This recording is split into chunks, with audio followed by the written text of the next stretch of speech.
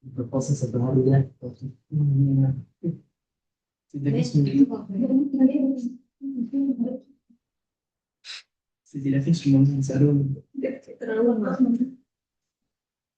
Sudah? Oke.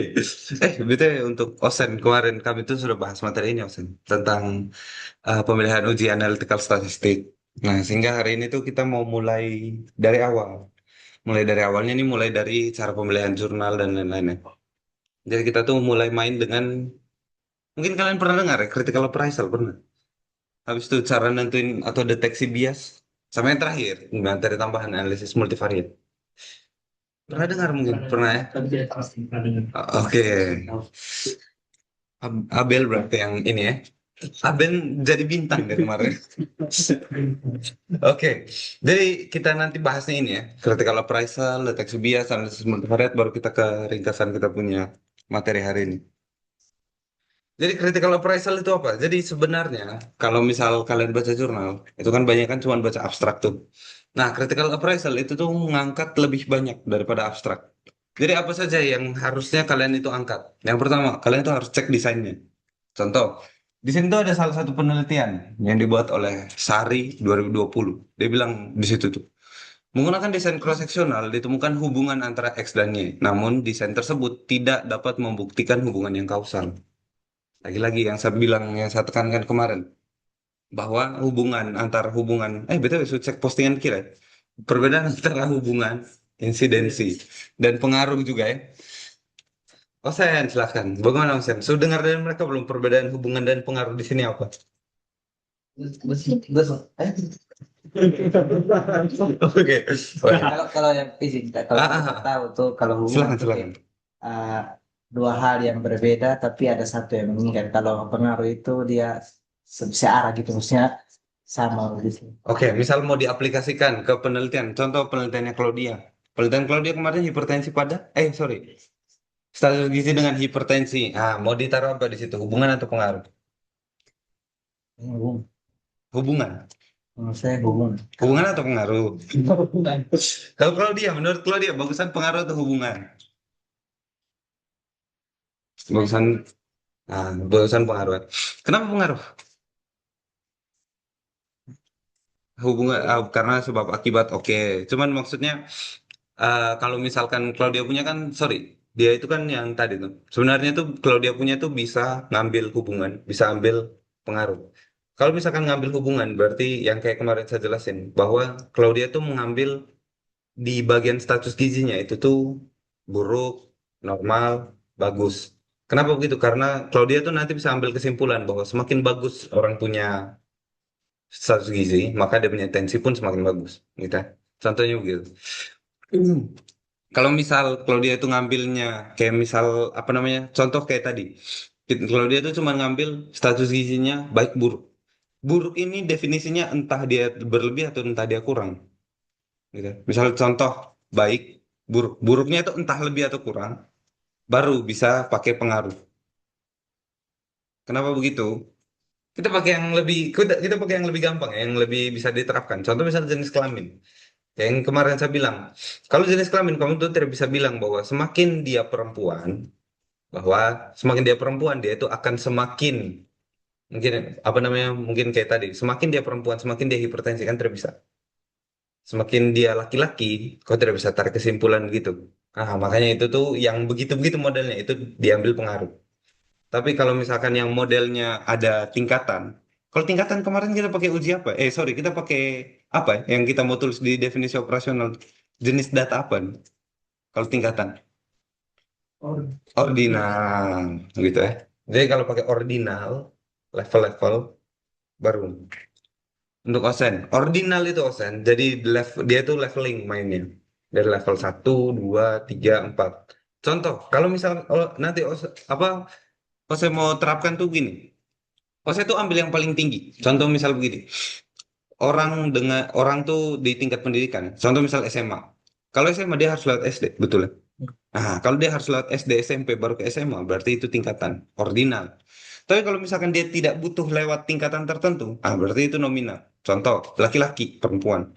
Laki-laki itu untuk jadi laki-laki terbutuh jadi perempuan atau sebaliknya. Ya sudah itu nomin. Gitu ya. Sayang sekali Ose terdatang. Akhirnya kita bahas critical appraisal. Sorry Ose. Nah, tapi kita bahas supaya Ose tetap bisa ikutin. Gitu ya. Jadi apa yang mau ditekankan oleh penelitian si Sahri ini bahwa kalau misalkan cross seksional, mungkin kalian tuh bisa ketemu hubungannya, mungkin kalian bisa ketemu pengaruhnya secara insidental.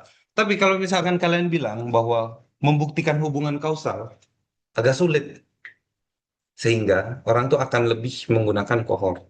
Contoh kohort prospektif. Kohort kemarin apa itu kohort? Nah, Apa gejalanya misal kakak merokok oke. Misal Kadit tidak, oke, oke, deal. Begitu kohort kurang lebih. Jadi dia tuh gerakannya ke depan, Ose. Kalau Ose hari ini saya teliti. Ose ini normal-normal nih, Ose. Istilahnya Ose ini kelinci percobaan misalnya, karena kasih makan. Nah, Ose itu ke depannya ini kami teliti. Apakah memiliki atau apakah ke depannya itu akan sakit atau tidak? Bisa ya sih. Oke. Aman. Soalnya bos Ustad ini saya terenak. Oke, oke. Lanjut. Begitupun penelitian si Budi. Dan dia bilang tuh kuesioner A, namun tidak divalidasi pada populasi Indonesia. Untuk mengatasi kelemahan ini, penelitian kami akan menggunakan kuesioner B yang telah divalidasi secara silang, secara budaya. Nah, kalau di sini maksudnya apa? Jadi critical appraisal itu tuh dia tuh lebih kompleks yang kita lihat. Pertama, jadi kita tuh mau supaya desainnya tepat. Oke, itu juga sudah dinyatakan dalam penelitian itu orang. Kita mau desainnya kita itu benar-benar pas. Jadi misal kita bilang suatu teori, ya sudah dia tuh didukung oleh cohort ke depannya. Jadi kalau bisa nanti misal kayak penelitiannya Claudia, penelitiannya Abel. Abel apa kemarin penelitiannya Abel? Hubungan doom scrolling dengan definisi kalian. Oh iya, bukan yang ini lagi ya? Itu Bukan OA lagi ya? Ganti lagi ke masih kalian. sebenarnya OA itu rencananya payung, tapi kayak kita kayaknya kemungkinan tidak jadi. Oh, Kemungkinan. hai, kenapa terjadi? Soalnya bukan ribet sih, lebih ke takutnya dokter kayak takutnya dokter tolak karena kayak dokter kayaknya bisa judul yang wow wow gitu. Kayak ribet. Oh, oke. Terus sebut lain. Tenang, tenang. Tenang, tenang. Saya cuma tanya judul. Santai, santai. Gitu ya. Kita juga mau menghindari, yaitu kesalahan. Kesalahan tuh kayak yang saya waktu itu cerita di mereka Claudia tuh. Oke. Jadi waktu itu kami cerita, kenapa kami itu bikin ini? Karena kami tuh malasnya tuh di sini. Banyak yang salah secara metodologi, metodologi penelitian. Jadi banyak yang mereka punya judul hubungan tiba-tiba pakai chi-square. Banyak yang judulnya apa namanya? Mereka tarik hubungan, tarik kayak misal kalau dia punya mereka tarik semakin buruk status gizi maka semakin tinggi juga tensi orang. Itu tuh mereka cuma pakai nilai signifikansi. Nanti apa nilai signifikansi kita bahas ya. Cuman maksudnya tuh jadinya tuh apa namanya parameternya tuh terlalu rendah sehingga mau kami posting, mau kami upload juga nanti kami lagi yang kena gitu ya. Nah, makanya kita tuh mau belajar ini juga melalui critical appraisal. Lanjut. Kita tuh mau mengadopsi instrumen terbaik. Ya sama lah ya. Instrumennya tuh harus valid reliable. Mungkin masih ingat. Valid dan reliable tuh apa? Abel dulu, Abel dari ujung Abel. Silahkan. Kalau Osta ini belum ikut soalnya yang sebelumnya. Sebutin Pak. Apa apa apa itu valid dan reliable? Kita tuh mau bikin proposal nih. Tiba-tiba dokter suruh, ini kuesionernya harus uji validitas dan reliabilitas dulu. Apa itu? Kalau valid itu yang sudah pakem, dengan reliable itu yang biasa sering dipakai. Valid itu yang sudah pakem, reliable itu. Misal saya punya kuesioner deh, Abel. Saya punya kuesioner nih, kuesioner. Kau bikin apa di dia sampai kau bilang, oh ini valid, ini reliable. Ini hasil apa ya? Bukan, bukan kalian ya. Saya minum-minum, tau airnya Abel lagi. Oh. Lupa. Oke, kalau dia silakan. Makanya saya bilang, ini tuh harus ketemu ulang-ulang, karena materi baru. Apalagi OC, OC terlalu banyak jaga Usten OC. Lanjut lanjut. Claudia bagaimana? Atau gini deh. Mm-mm. Bagaimana bang? Hmm. Atau misal begini deh. Kalau daripada kita begitu kan tidak aplikatif juga. Begini deh. Judulnya Claudia. Pakai pakai pakai validitas reliabilitas tidak? Emang kalau saya pakai MMK itu ya, MNA MNA isinya? riwayat riwayat penurunan berat badan 3 bulan sebelum, kemudian IMT, lalu stres, penyakit penyakit tidak menular, Oke. lalu neuropsiko. Berarti pakai. Ah, sel jangan scrolling sel. Bagaimana sel? Sel pakai tidak kuesioner di sini sel. Sel punya judulnya apa sekarang berarti? Terus, kejadian frekuensi. DMG dengan preeklamsia. Oke, sel. Bagaimana sel? Kira-kira pakai tidak ini? Pakai tidak ini? Validitas reliabilitas.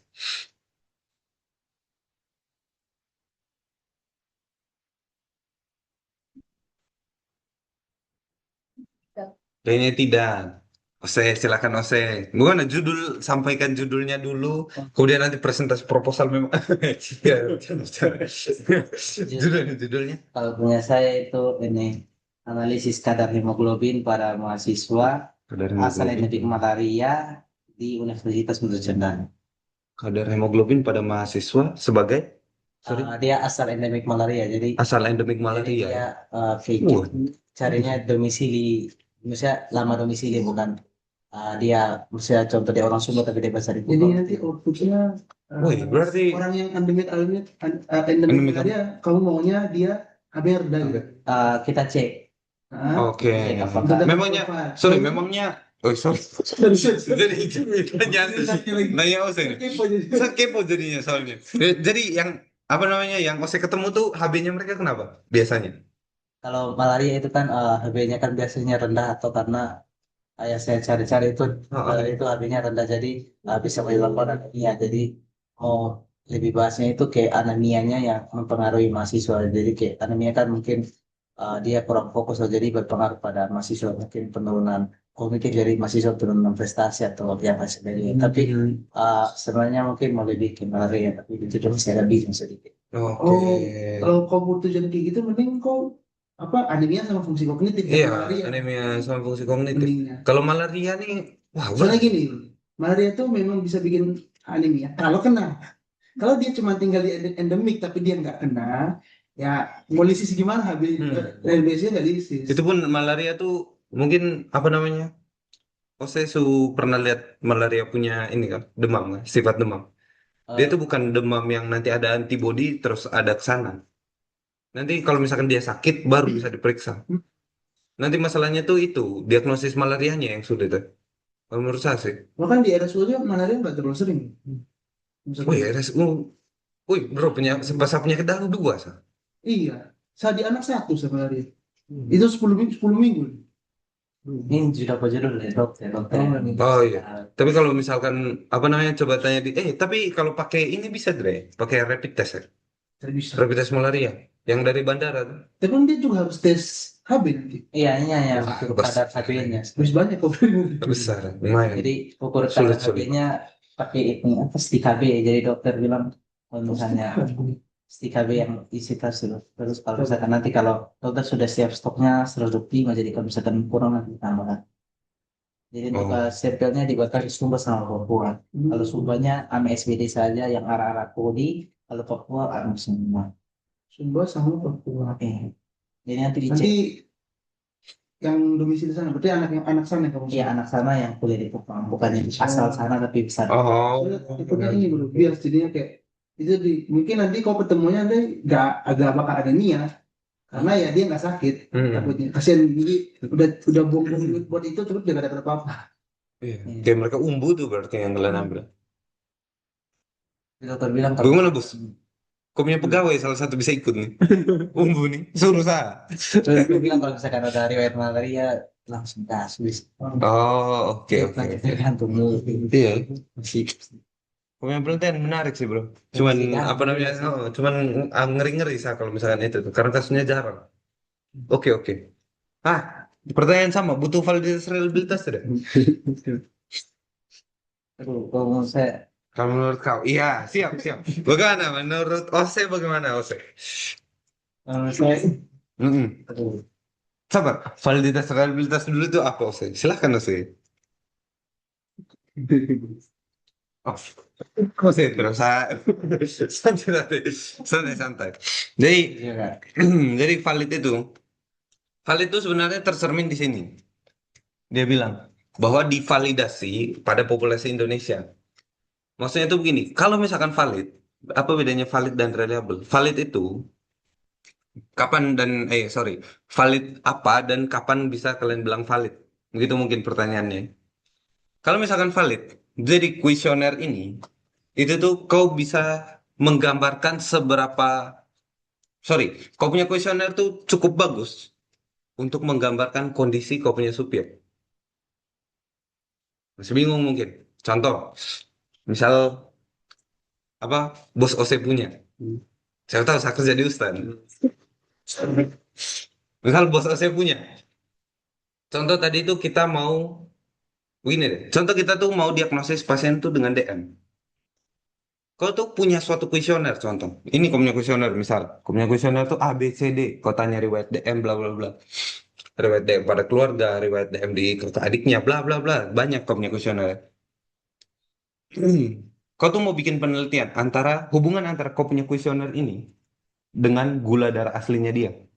Apakah kau punya kuesioner tuh berhasil mencerminkan dia DM atau tidak? Kebayang ya? Jadi kau tuh punya kuesioner. Kau ada kuesioner nih, bos. Bos ada kuesioner. Terus, bos tuh karena pikirannya kita kan begini. Oh, di area-area terpencil kan tidak ada tes gula darah. Oh, ya udah, saya bikinin kuesioner. Yang mana kalau kuesioner ini bagus, berarti dia itu bisa mencerminkan apakah ini pasien DM atau bukan. Kebayang ya? Nah, itu tujuannya tuh karena di ujung daerah sana itu tuh tidak ada tes gula darah. Sehingga kita tuh bikin penelitian kuesionernya itu dengan gula darah. Kebayang ya? Nah, kalau misal kau punya kuesioner itu bisa menggambarkan gula darahnya dia, bahwa dia DM atau tidak. Kalau misal dia bisa, beneran bisa, dan diuji berulang kali ke semua orang. Kalau dia bisa, itu namanya valid. Jadi seberapa kau punya rumusan pertanyaan itu tuh bisa menggambarkan dia tuh kondisinya kayak gimana. Kondisi dia DM tuh kayak gimana. Gitu. Tapi kalau reliable, reliable itu satu uji ke Ose, uji ke Sel, uji ke Claudia, uji ke Abel, uji ke Ebi, uji ke Adit, itu hasilnya kurang lebih sama. Jadi kalau misalkan kuesioner nilainya rendah dia tidak DM, kalau kuesioner nilainya tinggi dia DM. Contoh kayak gitu. Itu maksudnya. Nah, makanya semua orang yang pakai kuesioner wajib ini valid dan reliable. Cuman pertanyaan tuh kapan kau punya kuesioner tuh dibilang valid dan reliable. Kalau misal kau diuji sekarang, kau disuruh sekarang, ya udah kamu bikin dulu dia punya validitas dan reliabilitas. Apa langkah pertama kau untuk lakuin validitas dan reliabilitas ini? Yang pertama, kau tuh uji di beberapa orang. Ujinya berapa? Minimal tuh 30. Kumpul 30 orang yang mencerminkan kau punya sampel nanti. Contoh, misal kayak apa namanya? OC deh, OC. Contoh saya punya. Tadi itu anak remaja ya kemungkinannya mainnya. Ya masih Ya, mahasiswa tuh. Baik, mahasiswa ini apa? Dewasa muda loh. Oke. Toddler, toddler. Oke. Mahasiswa. Terserah lah. Apalah mereka. Mahasiswa misal. Nah, jadi di mahasiswa ini, pas Ose mau uji, Ose itu ambil 30 teman-temannya Ose. Karena sama-sama mahasiswa. Secara fisiologi sama. Ose ambil 30 orang. Diuji. Melalui uji validitas dan reliabilitas. Oke.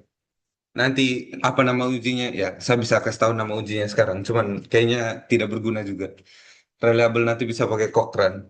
Kalau misalkan validitas tuh nanti kalian pakai one way ya. Cuman bukan itu yang penting, tapi logik di balik ini yang penting. Kenapa kalian lakuin uji ini? Soalnya kalau ujinya apa, kalian dapat ujinya apa, kalian bisa langsung cekin, cekin ke YouTube kah, ke tutorial AI kah, bebas. Banyak caranya untuk itu. Tapi untuk dapat logiknya ke sini, itu yang mungkin sulit. Kemudian kita juga tujuannya untuk memperkuat argumen. Dari misal kau dikritisi, kenapa kamu pakai jurnal ini? Kau sudah ada alasannya, metodologinya cocok, dia punya ini cocok, objeknya cocok, dan lain-lain. Nah, ini tuh 3 pertanyaan kunci untuk kalian tuh baca jurnal. Sebenarnya, itu adalah valid hasil sama apakah penerapannya bisa dilakukan.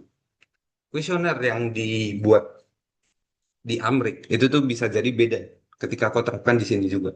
Gitu ya, maksudnya begitu. Validitas sama ya kurang lebih ya. Apakah kau punya desain sesuai dengan pertanyaan? Apakah kau tuh punya kriteria inklusi dan eksklusi yang jelas? Berarti tahu kriteria inklusi eksklusi ya? Misal, saya bikin penelitian nih. Saya bikin penelitian. Ayo saya. Oh ya, Abel dulu, Abel. Bagaimana Abel? Abel, dari kau punya penelitian tuh kira-kira apa kau punya kriteria inklusi apa eksklusinya? Istilah itu Mm-mm. mahasiswa kan kalau saya PJ dulu itu kan yang hubungan industrial yang dimensikan dan masuk Universitas Bangsa itu Oke. kalau inklusinya itu mahasiswa Universitas Bangsa. Terus kalau Misal begini, tadi adalah mahasiswa UCB, betul ya, ya? Kalau saya bikin kriteria eksklusinya tuh bukan mahasiswa UCB, betul tidak? Eksklusinya mahasiswa bukan mahasiswa UCB, bisa. betul. Betul. Kalau begitu buat apa kau bikin kriteria inklusi? Ngerti maksudnya? Kan toh kau tidak ambil juga dari kriteria inklusi nih. Kau kan bikin, saya tuh cuma mau ngambil mahasiswa UCB. Tapi di kriteria eksklusinya kau tulis lagi, bukan mahasiswa UCB. Ngapain kau bikin kriteria inklusi kalau gitu? Bagaimana?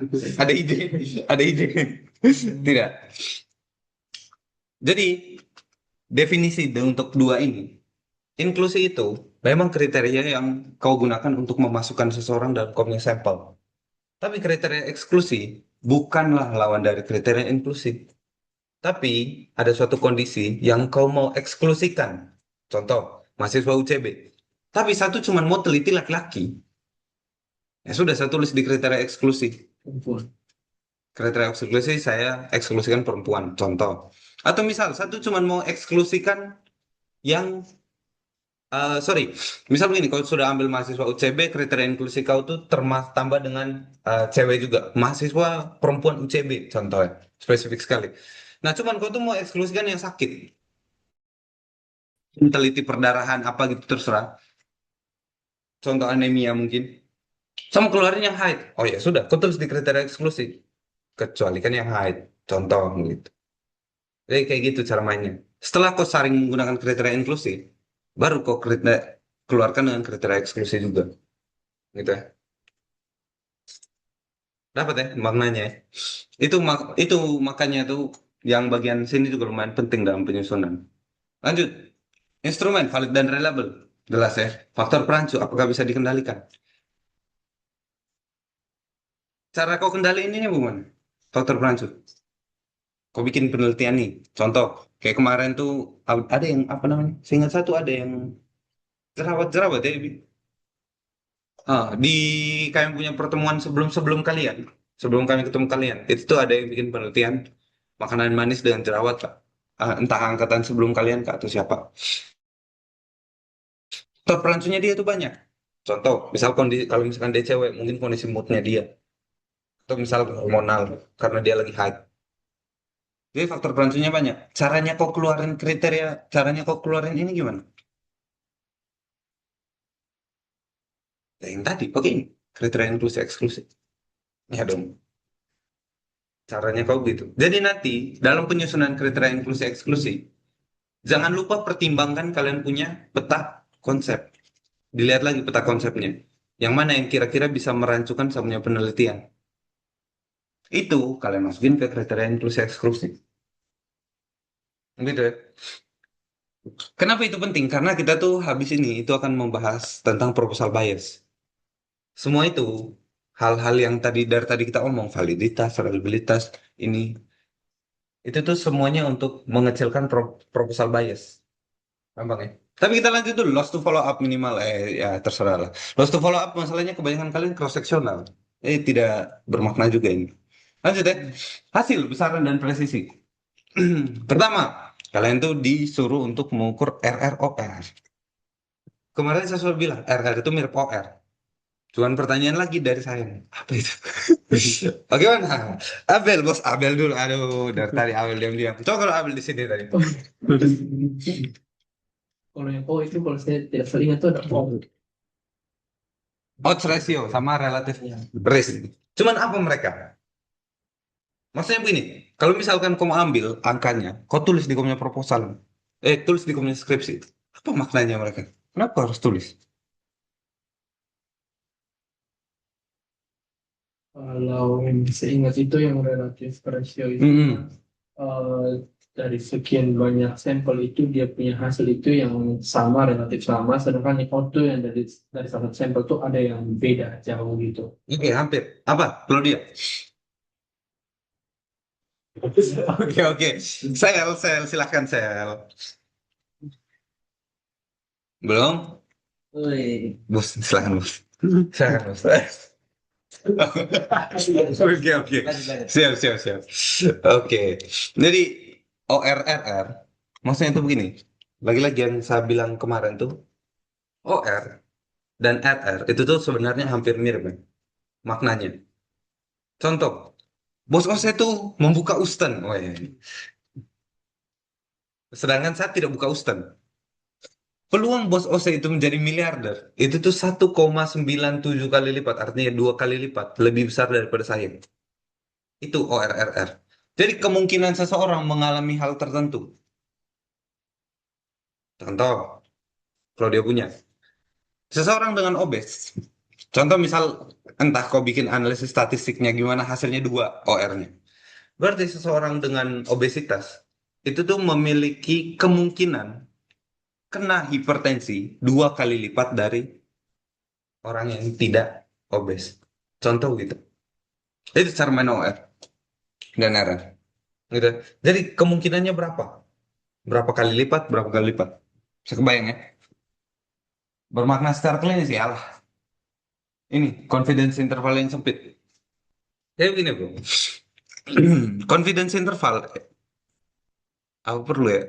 Tapi begini, yang perlu kalian pentingkan itu adalah kalau confidence interval normalnya itu tuh di bawah 5%. Artinya apa? Kau percaya bahwa kalaupun data kau salah, kalaupun kau punya data salah, salahnya tuh cuma 5%. Itu dari confidence interval. Sehingga kau punya data tuh harus sempit. Ngerti ya maksudnya? Kenapa begitu? Misal begini, satu mau bilang bahwa usia usia 50 sampai 55 itu tuh resiko hipertensinya tinggi. Confidence interval saya sempit sekali, cuma 5 tahun. Bayangin kalau misalkan ada yang bilang gini, satu mau apa namanya? Apa namanya? Sorry, pasien yang hipertensi itu biasanya usianya di atas 50. Dan luas sekali ya. 1.000 tahun juga 50. 1.000 tahun juga bisa hipertensi menurut dia.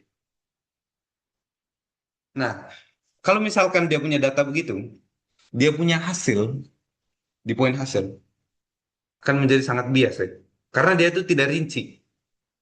Kalaupun lebih dari 50, karena kategorinya dia cuma 2, kurang dari 50, lebih dari 50.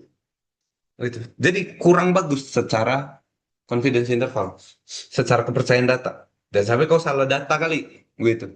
Kayak gitulah ya maknanya. Analisis statistik kalian harus tepat atau tidak. Kemarin kita sudah belajar analisis statistik yang tepat tuh kayak gimana. Cuman kita memang belum belajar yang parametrik sama yang semi kuantitatif. Ya, ya sih. Apakah asumsi terpenuhi? Asumsi ini kalian tulis di mana ya? Di hipotesis asumsi. Lanjut. Bagaimana penerapannya? Apakah karakteristik subjeknya kalian itu mirip? Ini BTW mirip dengan penelitian sebelumnya ya. Bukan mirip dan orang lain. Ya mirip dan orang lain, tapi yang sebelumnya. Intervensi apa yang dapat diterapkan? Apakah outcome dari penelitian dia itu relevan untuk kita terapkan? Contoh dia misal bikin penelitian bagaimana fungsi ventilasi di kampus gitu. Ya iya, kalau kok ventilasi bisa masuk kampus. Kalau tidak kan kau ngapain kau belajar itu? Ya toh.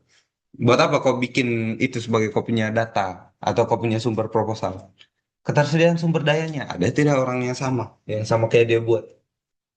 Dia bikin penelitian, dia ngundang 18 spesialis objin onkologi misal.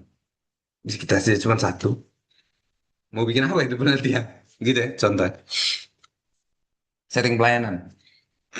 Nah, sehingga apa? Biasanya tuh orang tuh akan membuat aspek penilaian validitasnya. Yang pertama, kau punya tulisan itu akan valid. Kalau misal penentuan sampelnya oke. Contoh ini RCT, Randomized Control Trial. Kalian berempat nih, mahasiswa. Saya bikin penelitian mahasiswa FK. Kalian berempat sama-sama mahasiswa FK. Saya ambil saya pick salah satunya. Tanpa saya keluarin, saya kayaknya tidak mau OC karena dia terlalu kaya. Saya ambil Claudia, gitu contoh. Atau misal, saya tidak mau apa namanya Abel karena dia laki. Saya ambil apa Sel, gitu. Kalau kalian picky eater begitu, picky eater, sorry. Kalau kalian picky, dia tuh bukan RCT nantinya, bukan randomize. Tidak random kau ngambilnya. Iya. Karena kemungkinan tuh kau ngambil yang bagus menurut kau, yang berpotensi menurut kau.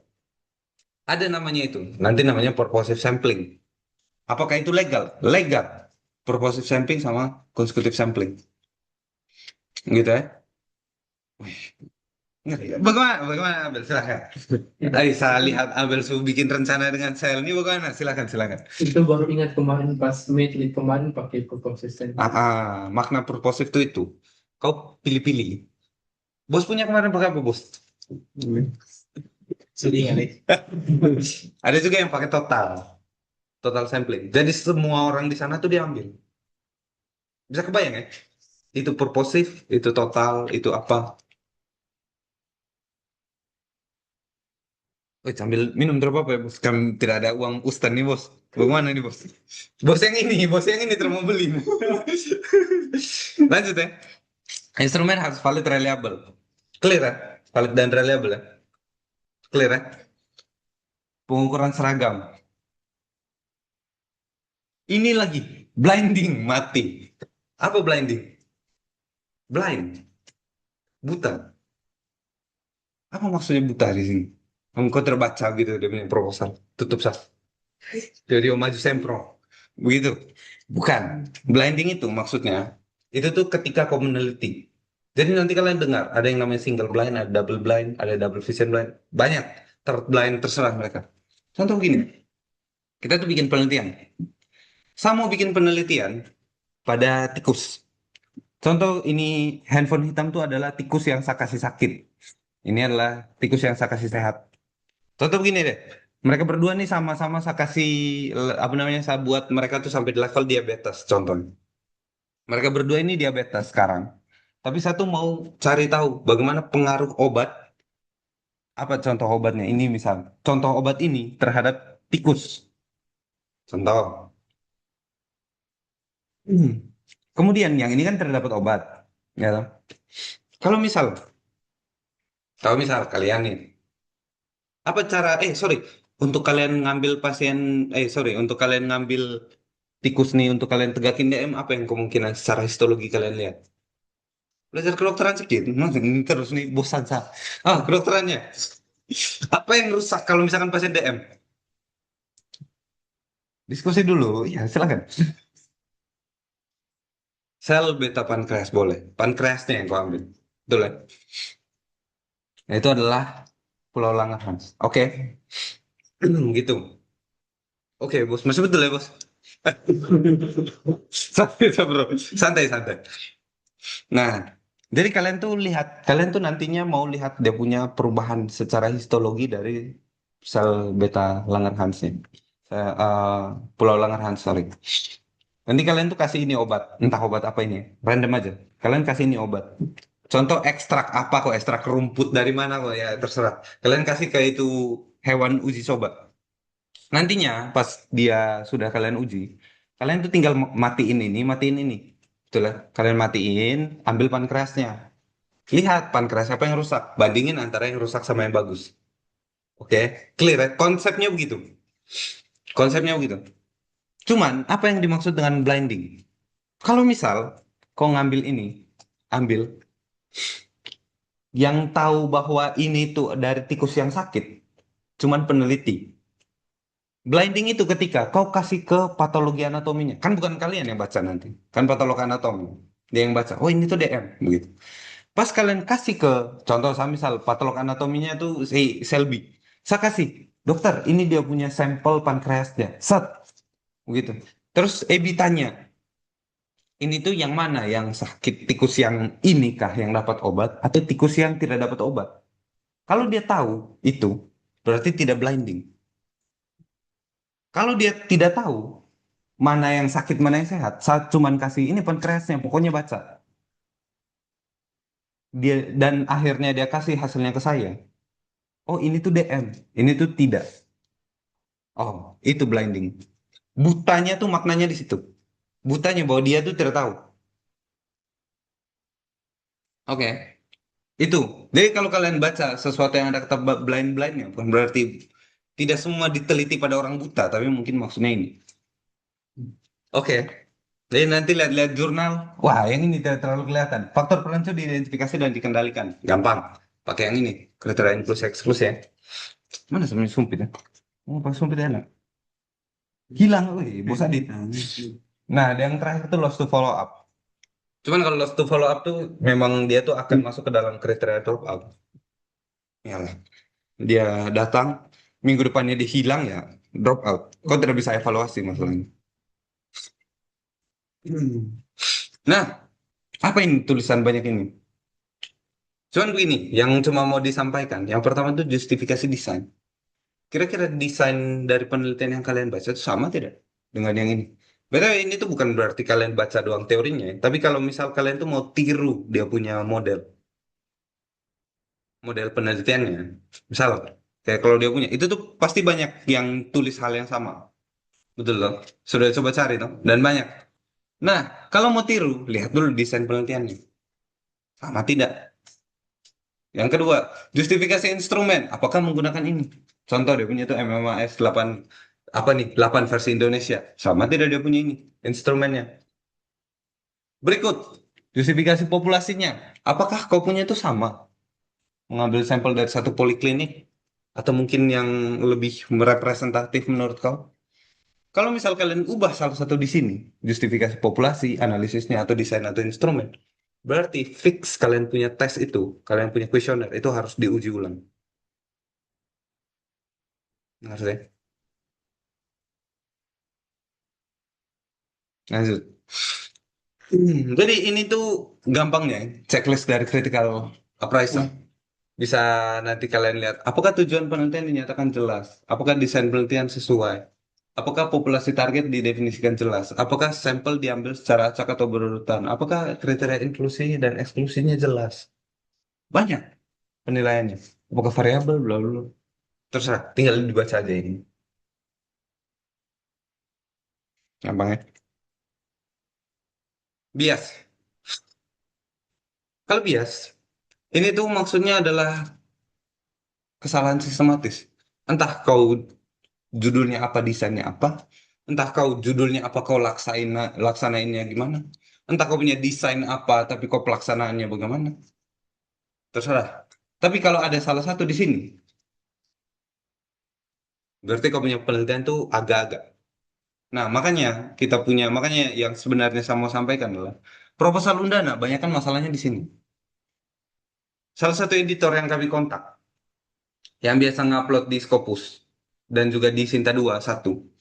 Saya tanya, kenapa kita punya itu banyak kan ditolak penelitian Undana? Padahal itu kalau dilihat itu bagus-bagus rata-rata.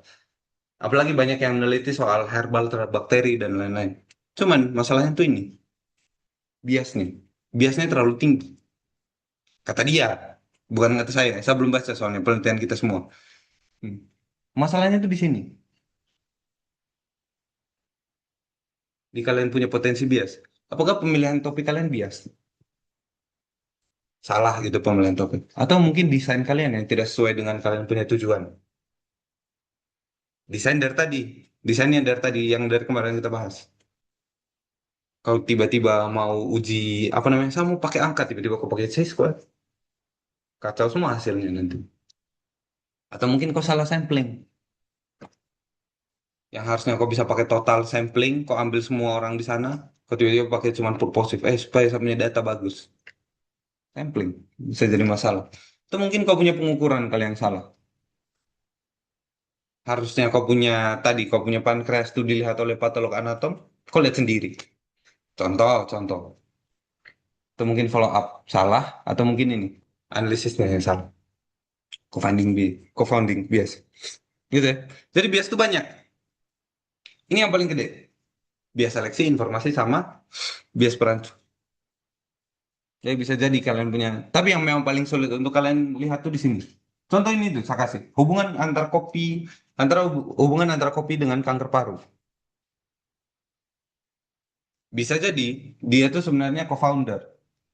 Kecelakaan. Kebetulan orang yang minum kopi itu kena kanker paru. Tapi kalau kita teliti, seolah-olah kopi itu bisa menyebabkan kanker paru.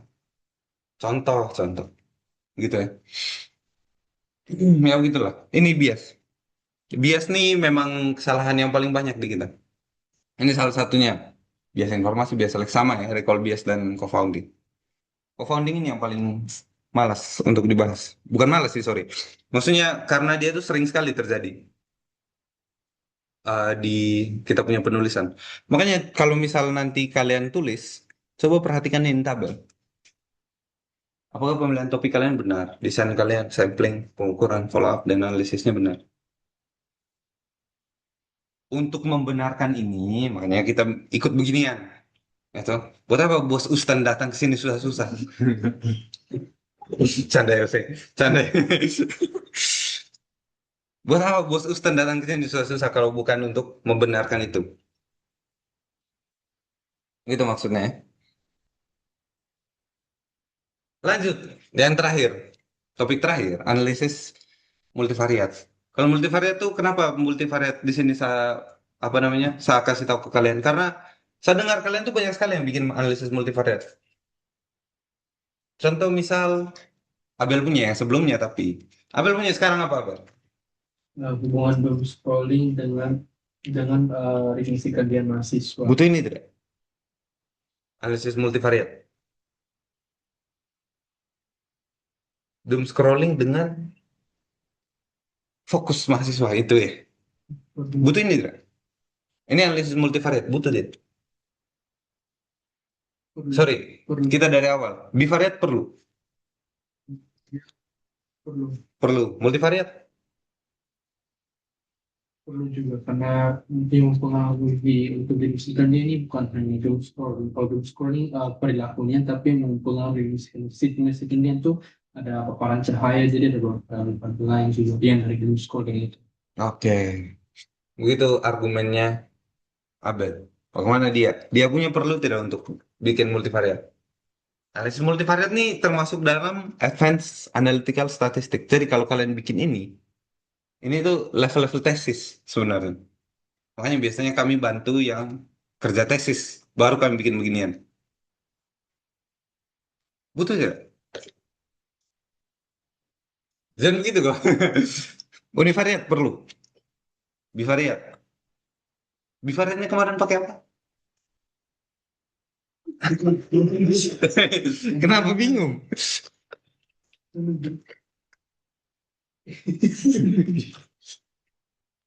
Bivariat kemarin pakai apa? Oke, C-square. Tidak ada yang salah. Oke, C-square. Perlu berarti ya. Multivariat? Tidak. Tidak harus. Kenapa tidak harus? Karena cuma punya dua variabel. Betul. Kalau sel punya, silakan sel. Bivariat perlu ya. Bivariatnya mau pakai apa rencananya? C-square ya? Juga. Oke. Em, silakan, Mas. Bagaimana, Mas? Perlu tidak, Mas? Bagaimana tadi? Malaria dengan Apa HB dengan malaria ya? Kadar hemoglobin dengan malaria. Oke, oke. Menarik sih. Cuman saya takut takut itu takut banyak bias dalam itu tadi.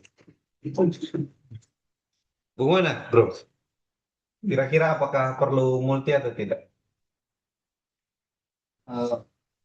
Yang seri itu kayaknya hanya satu variabel saja. Berarti univariat saja. Iya, kalau menurut saya. Kalau menurut Ose, bagaimana Abel? Menurut Abel, Ose punya butuh univariat, bivariat, atau multivariat? Mana yang dia perlu? Bivariat. Bivariat perlu. Kenapa bivariat? Tidak hanya dia- tidak hanya karena dari dia juga menilai dua variabel dari itu ini dengan KB KB dengan ini HB dengan? dengan Oke. Beres-beres pulang. Abel setahun nih kita pulang. Wah, begitu. Jadi bro punya itu tetap butuh dua-duanya. Karena kalau misalkan penyusunan kerangka konsep, yang maksudnya variabel itu dua-duanya. Yang pertama itu adalah HB-nya. Yang kedua itu adalah entah apa bagaimana hubungannya dan malaria, ya. Tapi si malaria itu yang kedua. Kan pengaruh sesuatu pengaruh X terhadap Y. X dan Y-nya. Itu yang kau harus uji dengan uji bivariat. Kalau misalkan cuman X saja, berarti gambaran gitu, ya. Kalau gambaran itu tuh uji deskriptif nanti namanya. Kau beneran cuman bikin data. Ini misal gini, anemia contoh. Satu mau lihat gambaran anemia di anak SMA. Contoh, saya mau lihat gambaran anemia di anak SMA. Dari tiga uji tadi, univariat, bivariat, multivariat. Uji mana yang saya perlu? Saya cuma mau lihat gambaran HB di siswa SMA X begitu. Univariat saja. Tapi kalau misalkan saya mau ambil HB terhadap kehamilan, contoh, HB terhadap kehamilan. Berarti yang saya butuh di antara tiga tadi, uni dan bivariat. Sedangkan multi, kalau misal saya bikin penelitian, saya mau lihat pengaruh umur dan usia lagi, umur dan HB-nya terhadap kehamilan. Umur HB kehamilan multivariat. Gitu ya? Bisa ya? Jadi regresi logistik itu tuh dipakai di judulnya Abel yang yang sekarang. Judul Abel yang sebelumnya itu adalah apa waktu itu ya? Usia dan jenis kelamin ya. Usia jenis kelamin terhadap nyeri sendi. Pakai ini. Karena ada usia, ada jenis kelamin, nyeri sendi. Oke, begitu ya. Itu, sisanya gampang lah. Kalau misalkan yang ini tuh nanti aja. Soalnya ini juga, apa namanya, masuk ke level analytical advance tuh. Nah ini, menuliskan rencana analisis. Jadi jenis analisis yang kalian mau ambil nanti apa? Multivariate tuh mainannya tidak banyak. Biasanya itu cuma regresi logistik. Contoh ini, univariatnya tuh kalian tuh tulis frekuensi. Persentasenya berapa? Min median. Masih ingat ya, min median pas SMA? Ya? Median nilai tengah, min itu nilai rata-rata. Bivariat, C-square atau misalnya kau pakai uji T. T ini maksudnya bisa t-test, pair t-test, atau independen t-test. Masih ingat pair dengan independen bedanya apa? Mungkin. Karena biasanya dari awal kita mulai dari OC dulu. OC silakan OC. Bagaimana? Tahu nggak? Oke, belum tahu. Terus apa? Sel?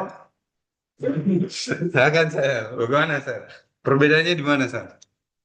Uji T. Kemarin kita tuh bilang uji T itu ada dua, pair t-test sama independent t-test. Apa bedanya? Belum lupa. Claudia. Lupa juga. Abel. King Abel pasti bisa. King Abel silakan. Lupa juga. Oke. Lagi-lagi ya, kita lihat ilustrasinya di sini. Tikus tadi. Tikus tadi tuh. Ini kan sebenarnya. Saya tertarik ya. Dari parfum ah. habis. Kita bikin penelitian tadi. Kalau misal saya bikin penelitian, satu mau bikin penelitian kohort, saya mau uji pada samanya tikus. Satu ada 2 tikus kan. Satu mau uji, apakah saya punya obat ini itu tuh berpengaruh terhadap kondisi diabetes mereka. Pakai contoh yang sama, kondisi diabetes mereka. Saya kasih ini obat di tikus yang satu, satunya tidak. Terus saya bandingin mereka berdua. Bisa tidak? Menurut kalian? Saya bandingin mereka berdua nih, satu dapat obat, satu tidak. Secara fisiologis semua tikus ini tuh sama. Bisa tidak? Bisa. Ini namanya independen. Kita bandingkan dengan pair. Tikus ini, dia tuh kena tikus ini satu mau cek gula darah, pengaruh dari pengobatan saya terhadap dia punya gula darah. Oke. Pokoknya dia punya gula darah sekarang tuh apa namanya? Hancur gitu. Saya cek sebelumnya 250 sekian. Saya kasih ini obat. Saya kasih itu obat 1 minggu kemudian saya cek lagi 200. Boleh deh. Cuman satu tikus nih. Boleh deh. Boleh. Pair berhubungan ketika semuanya tuh dilakukan di satu OPEC ini. Oke. Independen kalau satu butuh mereka berdua. Ingat ya. Jadi bebas. Bebas tuh artinya mereka berdua tuh tidak terikat. Berhubungan artinya ini doang. Dia yang saya uji di awal, gula darahnya berapa, saya kasih obatnya di dia. Dia lagi yang saya uji di akhir. Gampang. Itu maksudnya uji T. Berhubungan PRT sama independen. Seleksi variabel. P kurang dari 0,25 ya bebas. Kalian bisa pakai 0,05. Kalau kalian ingat, tadi saya bilang tuh P itu 0,05, 5%. 5% tuh tarik dari mana? Tarik dari confidence interval. Udah.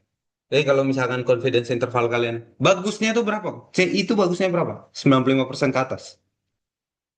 Jelek tuh kalau misalkan di bawah 95. Pokoknya itu jelek semua. Gitu. Lanjut. Tujuan regresi. Tujuan regresi itu kalian tuh mau lihat ini semua. Jadi pengaruh dari semua variabel bebasnya terhadap satu variabel yang dependent. Satu variabel terikat. Bisa kebayang nggak? Contoh misal tadi, usia dengan jenis kelamin ya, terhadap OA. Usia jenis kelamin terhadap OA. Dengan uji ini, misal begini deh, usia dan jenis kelamin terhadap OA. Usia signifikan, jenis kelamin signifikan juga. Pas kau uji ini, baru kelihatan siapa yang sebenarnya itu signifikan. Karena bisa jadi mereka tuh co-founding. Jangan sampai, karena sebenarnya tuh usia yang mempengaruhi paling signifikan. Kebetulan dia tuh banyak kena di perempuan. Oke. Jangan sampai co-founding. Barulah kalian pakai multivariat. Mau dilihat tuh, siapa yang sebenarnya tuh ngikutin arus doang sebenarnya. Siapa yang ikut arus doang? Siapa yang asli menyebabkan itu? Gitu ya. Strategi pemodelan, terserahlah. Ini nantilah ujung ini. Karena ujung endpoint kita adalah belajar bagaimana cara aplikasi ini semua di SPSS dan di termnya proposal. Oke, ini ringkasan silahkan dibaca ya nanti.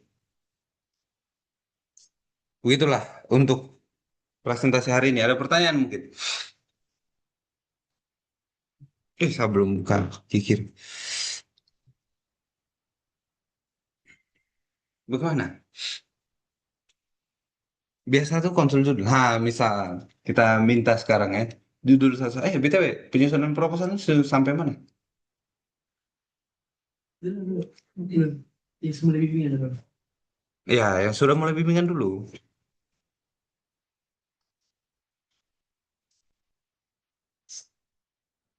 Sudah semua kecuali latar belakang masih agak Bab 1 sudah semua. mau cari-cari lagi. Mm-mm. Terus yang bab 2 ada sementara desain perangkat sertifikat tapi masih Oke. berantakan di sini. Oke. Ini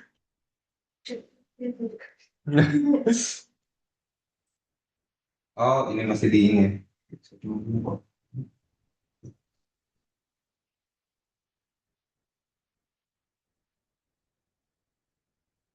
Hmm.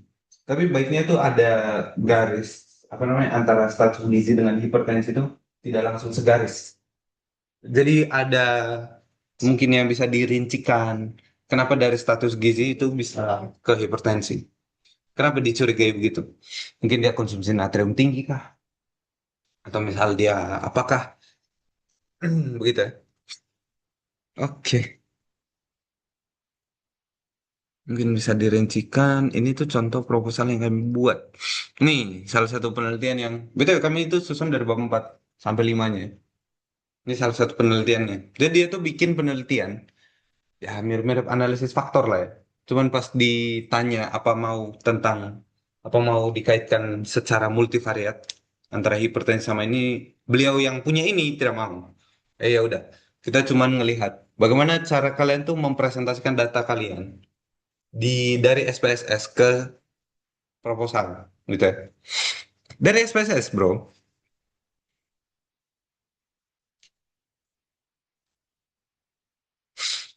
Dari SPSS, beginian yang kalian dapat.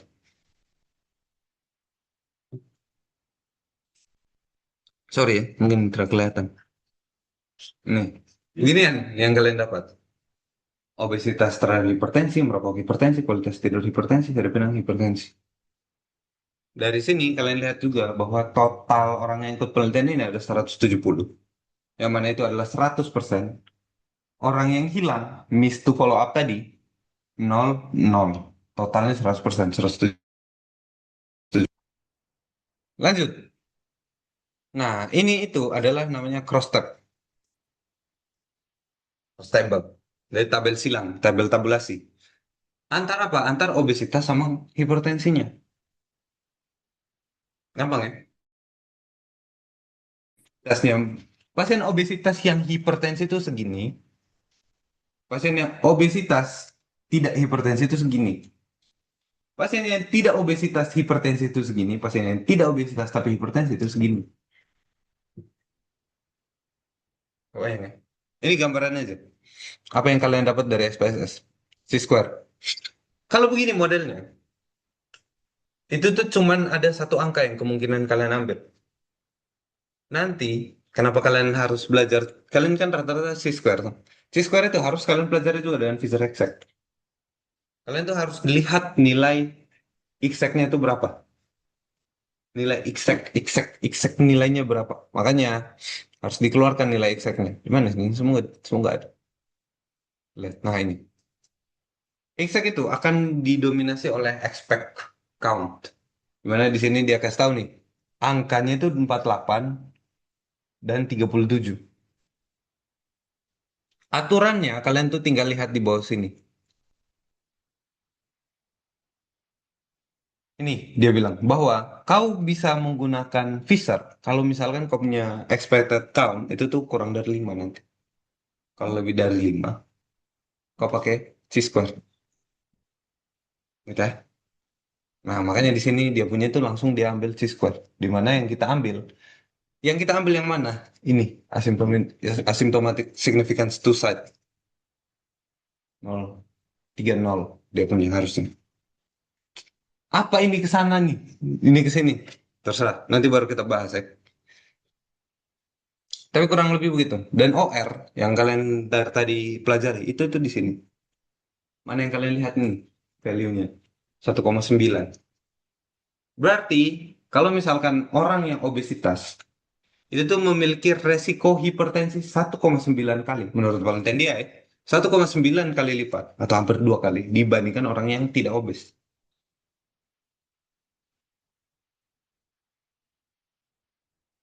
Itu ya salah satu contohnya. Nanti model penelitian kalian tuh mungkin banyak kan seperti ini. Makanya saya kasih tunjuk yang ini. Ini dia punya kuesioner. Tapi dia punya kuesioner ada PSIQ-nya. Jadi terserah dia. Bahasan. Gitu loh. Bagaimana? Ada pertanyaan dulu mungkin.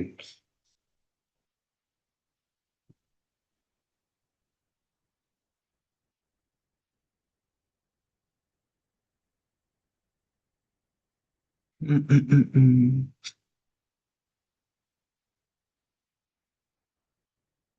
Oh iya, paling masalah mungkin kita di bab 3.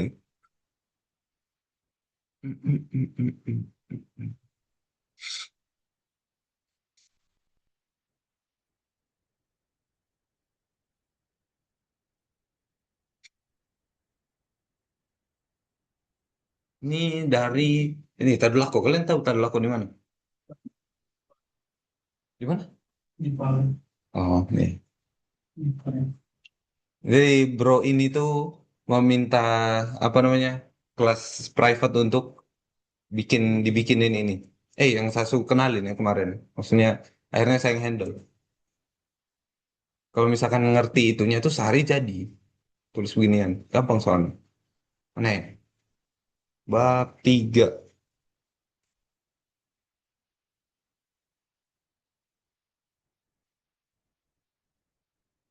Oh, saya belum rapiin lagi.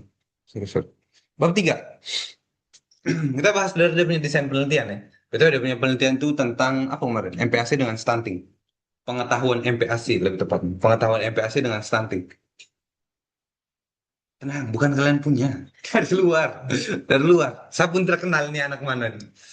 Dia hubungin kami. Udah. Dan dia tuh ngambil cross sectional.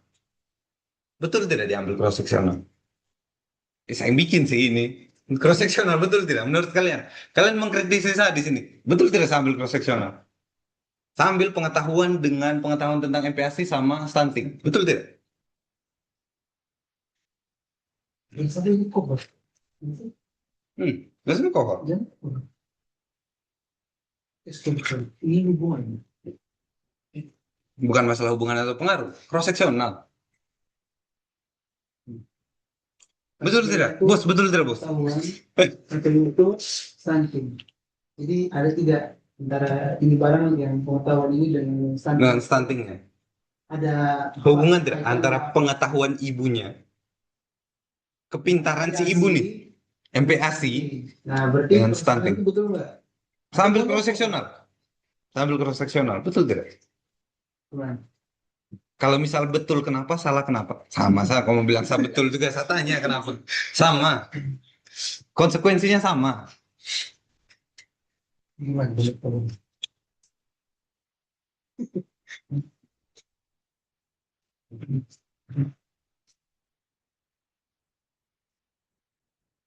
Bagaimana? Sambil cross sectional. Atau misal kita mulai satu-satu deh dari Abel punya dulu. Abel, kau punya apa tadi? Jadinya? Hubungan ada scoring sekalian. Oke, dengan ritme sirkandian. Bagaimana? Kau punya model penelitiannya itu apa? Desain penelitiannya? Cross sectional. Cross sectional. Kenapa cross sectional? Cross sectional karena Karena Di satu waktu. di satu waktu tertentu. Kau bisa dapat dia punya data ini semua dalam satu waktu. Ngerti ya? Jadi contohnya ini penelitian. Dia tuh bikin penelitian MPASI, sorry, pengetahuan MPASI dengan stunting. Pengetahuan MPASI saya bisa dapetin dari kuesioner. Betul ya?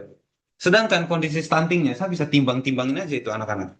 Sorry, timbang-timbang sama ukur berat badannya. Ukur berat badan, ukur remen tinggi badan. Jadi saya bisa lakuin dengan cross sectional. Bisa ya? bisa. Boleh tidak saya isi kohort di sini? Boleh tidak? Kalau menurut saya Sa- mungkin perlu diperjelas lagi dulu ya periode waktunya kira-kira mau dari apa sih? Dia punya periode waktu menurut Abel diperjelas. Menurut Claudia, boleh tidak saya isi kohort di sini? Misal begini deh. Tadi kan kita bilang, oh ini tuh desain penelitian. Tadi kita setuju ya bahwa desain penelitian itu sangat berpengaruh dengan kau punya cara penelitian di sana. Ya. Karena kita mau hilangin bias, betul ya? Tadi saya bilang, kalau saya cross sectional, saya bisa ambil aja data pengetahuan ibunya sekarang. Saya tinggal ambil tinggi berat badannya anaknya sekarang. Jadi saya punya data nih. Sehingga saya tinggal presentasikan. Pertanyaannya, kalau saya ganti kohort, bisa kata Abel? Betul bisa. Tapi apa model penelitiannya? Bagaimana caranya saya teliti di sana nanti? Apakah saya lakuin metode yang sama? Kalau begitu kan ngapain kau ganti? Bagaimana? Ini pengaplikasian nih. Biar kita semua dapat logiknya. Bukan cuma menebak di proposal kalian, tapi kalian juga tahu salahnya orang orang lain punya itu di mana. Boleh tidak? Boleh, boleh. Saya pun bilang boleh. Cuman bagaimana caranya saya teliti sekarang? Apakah sama? Saya ke bawah turun ke mereka, saya minta isi kuesioner. Habis itu nanti saya ini. Bagaimana? Ah, silakan. Weh. Kalau Silakan Abel. Bagaimana nih Abel? Aduh, pusing saya nih. kalau Saya selain pusing urus ini, Penpro juga tolak kami. Pusing saya Abel. Serius. Canda, canda. Ria ditolak. Cuman, ya sudah lanjut lanjut. Bagaimana? Bagaimana? saya kasih alasannya. Oke, oke. Saya jelasin dulu. Oh. Kalau menurut saya, kalau menurut saya ini begini Kak. Kalau misalkan mau pakai cohort itu bisa, tapi harus diperjelas. Jadi kayak Oke. kita itu melihat dari pengetahuan ibu sebelum anaknya stunting itu bagaimana, Hmm. terus sementara anaknya lagi dalam usia 6 sampai 4 bulan itu kita observasi terus kira-kira anaknya itu berakhir stunting atau tidak. Tapi kalau profesional ini kan kita sudah bisa lihat anak yang mungkin usianya itu dari rentang itu kita bisa langsung tanyakan saya ke ibunya ini sekarang bagaimana di tanpa saudara. Betul. Poinnya tuh di situ. Jadi model bedanya adalah kalau misalkan kohort, sebenarnya saya mau tambahin Abel punya. Kalau misalkan kohort, tadi itu kalian punya pilihan dua. Kalian bisa yang pair, kayak Abel cerita. Jadi kau bisa hitung sekarang. Terus nanti ke depannya either kau mau dia itu kelompok yang kau ajarin kah atau bukan yang kau ajarin kah terserah. Habis itu nanti di ujung 24 bulan, kau cek apakah dia punya anak stunting atau tidak. Bisa begitu. Atau kau bandingin aja dua-duanya. Jadi ada ibu yang pintar, ada ibu yang kau kasih pengetahuan, ada ibu yang tidak. Ujung-ujung di 24 bulan kau cek aja dia stunting tidak anaknya. Kalau saya bikin cross seksional, saya ceknya di anak usia segitu. Apakah mereka stunting saat ini atau tidak? Tinggal saya tanya juga di ibunya. Ibunya pintar tidak? Tanda kutip ya, maksudnya pengetahuan MPASI-nya bagus tidak? Gitu. Jadi boleh tidak saya ganti cohort? Boleh. Boleh tidak saya ganti ini, case control sekarang? Kalau saya kasih tahu, boleh. Tapi kau harus tarik dari sini. Ambil anak-anak yang stunting dulu. Kau tarik ke belakang. Pintar tidak ibunya sebenarnya. Gitu ya. Itu cara mainnya. Jadi ketika kau nentuin ini, jangan salah nanti deskripsikan pas kau ditanya ke dosennya. Jadi misal kau bilang, penelitian saya itu mau ambil cross seksional gitu.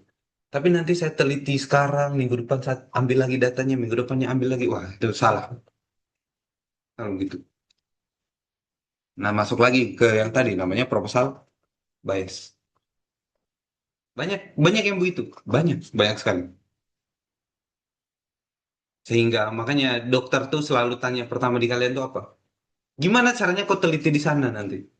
Apa yang kau lakuin? Kayak gitu. Oke. Waktu dan lokasi gampang lah ya. Populasi sampel. Populasi penelitian apa bedanya dengan sampel? Matematika. Jumlah keseluruhan. Yoi, sampel itu apa? Ya, kali itu. Yang diteliti. Jadi perwakilan lah ya. Kalau misalkan sampling bro, dia itu ada dua sampai sekarang. Kau bisa ngambil sampling yang kau butuh data di sana. Kau butuh jumlah populasinya, sehingga kau tinggal rumus-rumusin dapat sampelnya berapa. Atau kau bisa juga pakai yang tidak kau ketahui. Kau tidak tahu sama sekali ini anak di sana berapa gitu. Entahlah. Yang jelas saya pakai aja. Kenapa saya tulis dua ini? Mungkin kalau kalian lihat, karena si manusia yang ini namanya Putri. Karena si Putri ini, tenang, anak anak anak mana dari Palu ya? Anak Palu, jadi anak luar. Foto 6 kali. Apa? Jangan. Ini proposal cuma sampai di sini saja. Jangan dikeluarkan. Ini nanti cek masing-masing story ya, Bi, ya. Cek kita lihat satu-satu. Ada tidak story ini nih? Bahaya nih. Tidak, bercanda. Nah, jadi maksudnya begitu. Kalau misalkan masalahnya si anak Putri ini, dia tuh belum kasih tahu saya populasi sampelnya di sana berapa. Dia masih mau lihat. Katanya masih mau pra penelitian. Ya sudah, pra penelitian baru saya fixkan ini nih. Gitu ceritanya ya. Itu cerita di baliknya. Kenapa saya tulis dua-duanya? Gitu ya. Teknik pengambilan sampel. Teknik pengambilan sampelnya dia tuh yang saya rekomendasikan adalah total sampling. Masih banyak teknik pengambilan sampel. Ada cluster.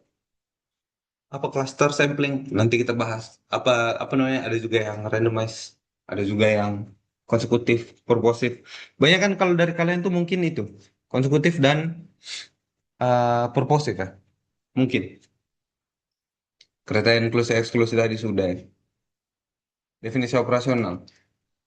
Ini yang penting. Ini itu tuh yang membuat kau punya definisi dari, bukan definisi yang kau copy dari atas ya.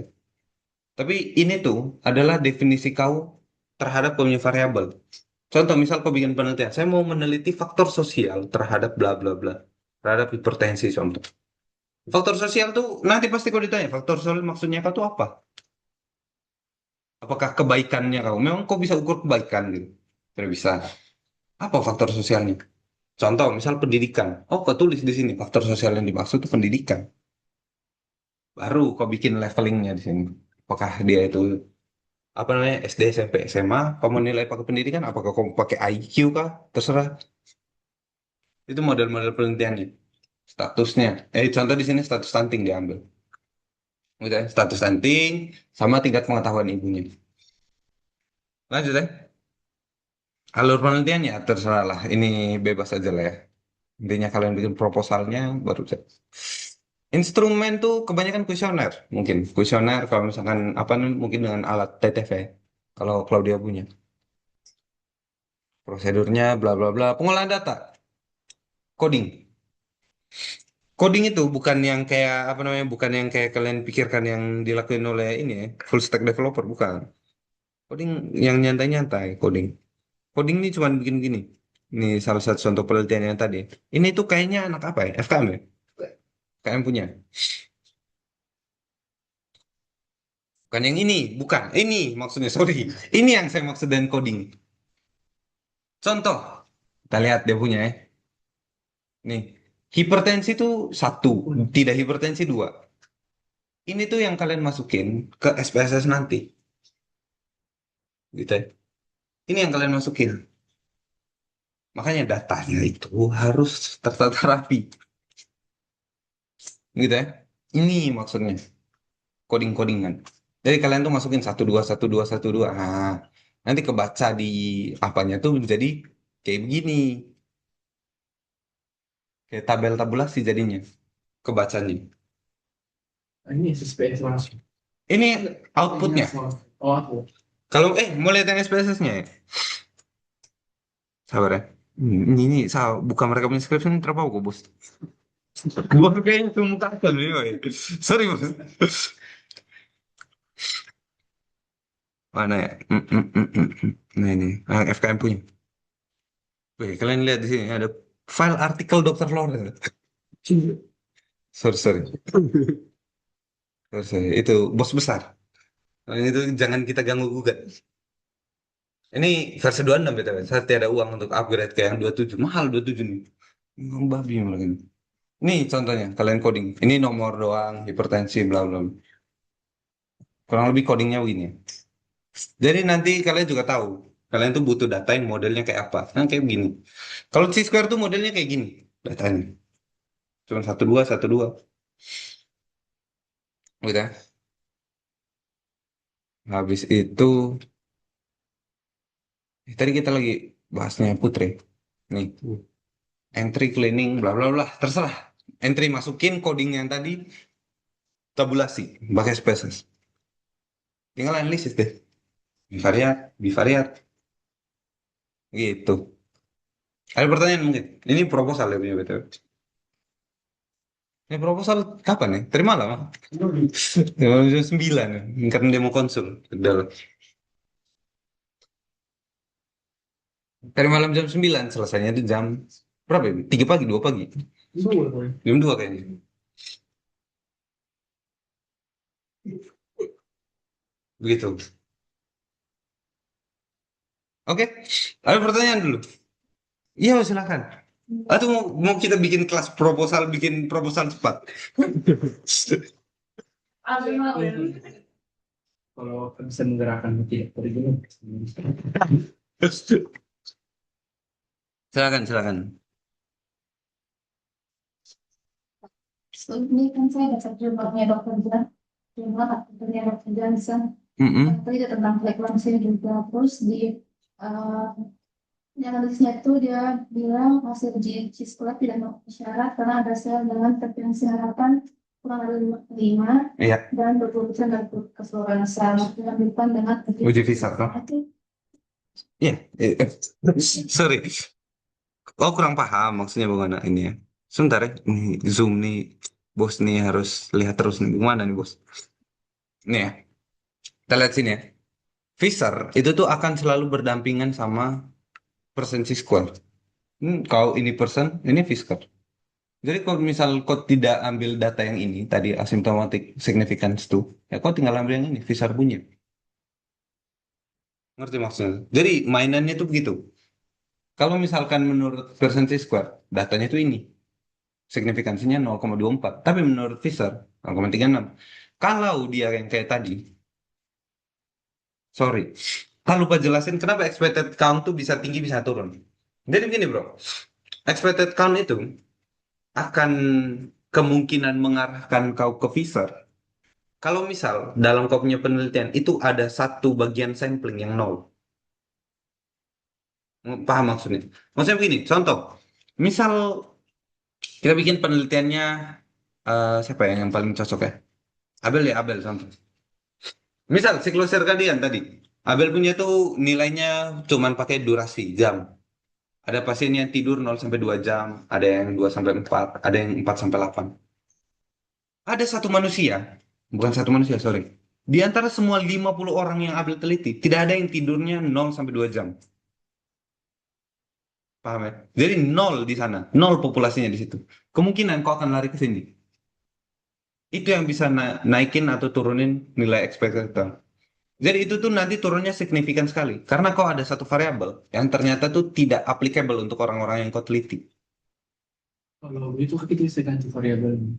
Tidak usah ganti variabel, kau tinggal ambil uji Fishernya. Begitu. Jadi itu tuh sebenarnya kalau misalkan dia ada semua, kemungkinan kau ambil percentage square. Tapi kalau dia misal ada salah satu yang kosong dan kau lihat, oh benar, ternyata expected count-nya tidak memenuhi, kau ambil visa exact. Gitu.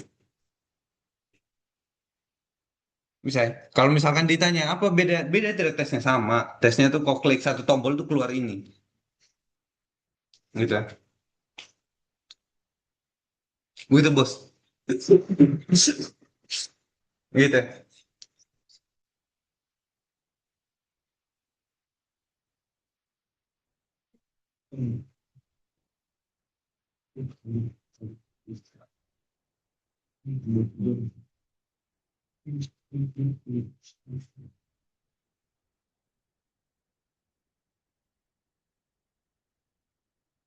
Silakan silakan. Kalau tadi saya coba cari ChatGPT, Mm-mm. lusa itu rehabilitasnya itu pakai cornbread alpha. Kontrak apa? Terus Kok keren kayaknya. Kontrak. Oh iya, iya, iya, iya sih mungkin tulisannya begitu ya. nilainya lebih dari 0,7 itu maksudnya bagaimana? Lebih dari 0,7 ribu. 0,7 tuh bukan ini, Bro. 0,7 tuh bukan patokannya, tapi dia itu menggunakan nilai apa ya? Kalau kami bilang tuh nilai tabel. Jadi salah satunya biasanya sebut Cochrane lagi. Pokoknya uji kok itu. Aneh juga ya uji kok nih. Pokoknya uji itu tuh dia tuh pakai level, Bro. Kalau misalkan 0,3 lemah sekali, reliable-nya 0,5 sedang, di atas 0,7 kuat. Nah, dia itu harus lebih dari 0,7 tuh karena itu. Di atas 0,7 tuh range-nya berarti komunikasi sangat reliable. Sangat bisa, sangat konsisten lah komunikasi kuesioner. Sangat bisa diaplikasikan kemanapun. Gitu sih. Nah, bagaimana cara pakai ujinya? Nantilah ya, next slide. Oke, SPSS. SPSS. SPSS. Oke, oke. Sama juga validitas reliabilitas tuh nanti pakai adalah nih. Mau lihat contoh ujinya? Ada ya, salah satunya tuh. Mungkin ini yang FKM punya ya, kalau saya salah saya yang buat.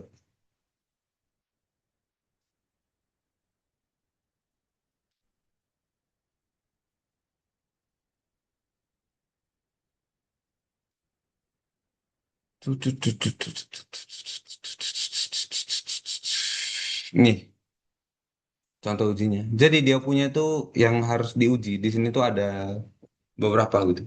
Nih, uji validitas tuh pakai korelasi persan. Sedangkan kalau misalkan apa Cronbach tuh pakai untuk sapunya lebih dari 0,6.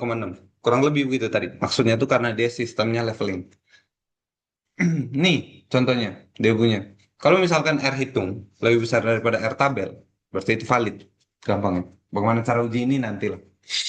Tapi begitu kurang lebih. Ini jadi nanti kalian tuh tinggal tulis apakah dia valid atau tidak. Reliable tidak. Itu. Tidak terlalu sulit. Apa pertanyaan lain?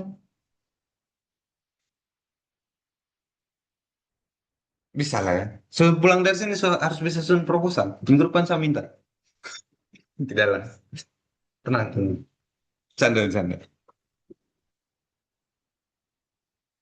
Oh iya, belum bimbingan judul masalahnya. Kita dulu masih. Judulnya belum ACC ini yang berat.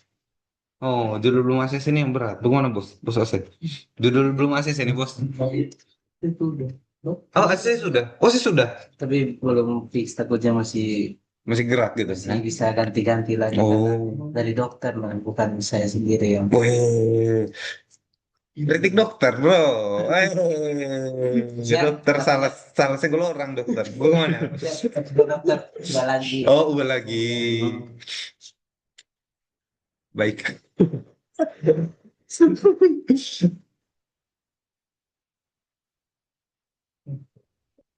Itu Abel. Bos bilang nih, entah dokter ubah lagi, bos repot. Kalau bilang gitu. Oke, Jadi ambil ini. pakai yang terjemahan. Kalau yang terjemahan sudah baku ambil yang itu. Enggak, meskipun Meskipun sama. kamu merasa terjemahannya betul, udah divalidasi dulu. Mm-mm. Kalau terjemahannya udah fix, pakai aja yang terjemahan. Saya lupa kasih tahu lagi.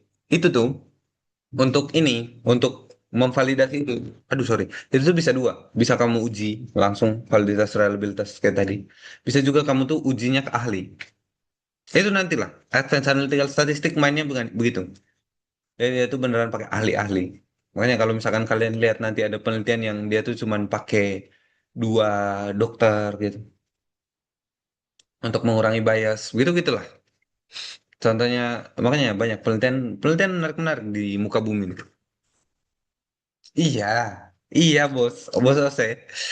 Berarti next tuh kita mungkin advanced analytical statistik ya. Cuman saya ragu tuh apakah bisa diaplikasikan atau tidak. Ya. Bingung kerja. Oh, jadi bingung tuh nanti. Biasanya pakai itu S2, S3. Mm-mm. Kayak kami kerja tesisnya orang tuh gitu, mereka pakai itu rata-rata. Yang Mars tuh.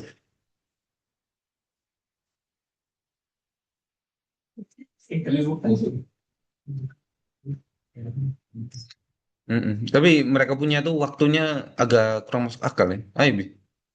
Kayak punya tuh waktu itu analisis berapa data Dokter Lawrence? 1.000 data. Gitu. 1.000 lebih ya. Manual, manual. Kan aku harus ada bukti SPSS-nya. Harus kau tuh bisa pakai AI. Heeh. Oh, bagaimana masukin SPSS ke AI ini berat. Ini benda nih terlalu kampungan nih. SPSS nih. Terlalu kampungan SPSS nih. Bikin bukti kamu. Heeh. Kok harus ada bukti ini. Bukti ini. Habis itu misal kau analyze ya. Misal kau analyze ini salah satu contoh ya. Kita langsung apa namanya. Jadi kau harus ada bukti beginian.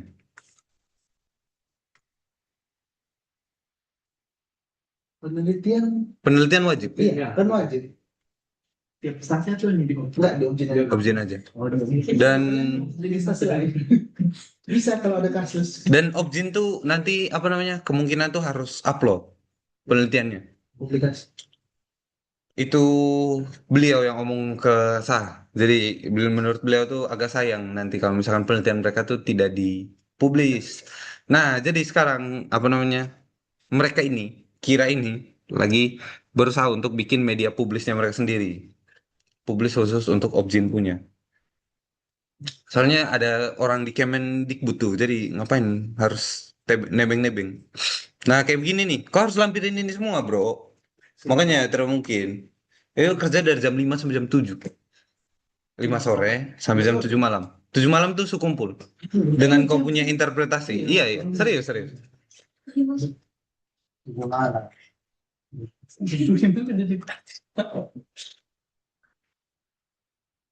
Begitu.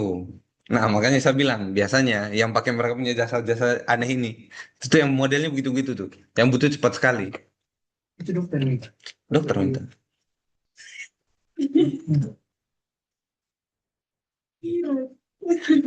Kayak misal itu Putri itu, hari ini dia konsul sebenarnya. Sudah. Sudah jadi. Kan jadi tadi pagi. Jam 3, jam 2 pagi tadi. Kasih benerin proposal salah banyak, terus dia analisis data. Iya, ada juga yang begitu. Ada yang dia punya proposal tuh kacau semua. Kacau-kacau, dia tahu dia buat di mana, agak kacau, kami benerin semua, terus dia kasih data mentah, bikin data mentah, pembahasannya, nyari konsul. Ya, kadang begitu. Nah, makanya jangan langsung dijudge yang menggunakan jasa mereka. Jangan langsung dijudge. Hati-hati. Awas kalian kena juga. Sial. Makanya harus benar ininya. Benar semua. Apalagi dulu sampai kan kita betul mana ada yang ibu hasil. Ya kamu coba praktik bikin kayak gini. Ah, Langsung di. praktek langsung depan. Itu betul, itu betul. Ujian. Itu real. Itu salah satu ujiannya. Jadi kami ngajarin dulu nih, ini cara bikinnya kayak gini gitu. Jadi kalau gitu nggak kosong-kosong, kasihan kalau kosong-kosong.